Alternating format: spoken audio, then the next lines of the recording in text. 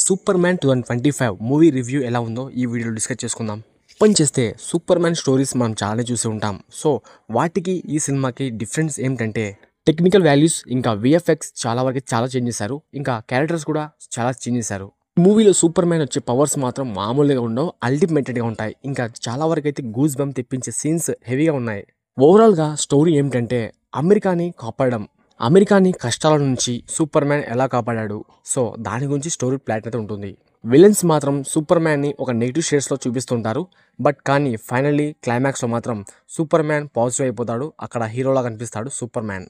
సినిమాలో climax twist మాత్రం మామూలుగా ఉండదు. కొన్ని సీన్స్ మనకు అక్కడక్కడ ఎక్కడో చూసినట్టు అనిపిస్తాయి. బట్ కానీ చూసినా కూడా మళ్ళీ చూడాలనిపిస్తుంటాయి. ఎందుకంటే ఈ టెక్నికల్ వాల్యూస్ మాత్రం చాలా బాగున్నాయి. విఎఫ్ఎక్స్ హైలైట్ కొట్టాయి. ఇంకా ఓవరాల్గా సూపర్ మ్యాన్ మూవీ ఎలా ఉంది అంటే ఖచ్చితంగా బాగుంది. సినిమా చూడండి. 2025లో సూపర్ మ్యాన్ సిరీస్ మనం చాలా చూసి ఉంటాం. బట్ కానీ ఈ ఇయర్లో ఈ సినిమా రావడం చాలా బాగుంది. సో మొత్తానికైతే సినిమా అయితే బాగుంది. ఇంకెందుకు ఆలస్యం, సినిమా చూడడం వాళ్ళు చూడండి. అదేవిధంగా రేటింగ్ ఎంత ఇవ్వాలంటే 3.0. మన వీడియో మీకు జెన్యూన్ అనిపిస్తే, రివ్యూ కూడా జెన్యూన్ అనిపిస్తే ఖచ్చితంగా లైక్ చేసి సబ్స్క్రైబ్ చేసుకోండి.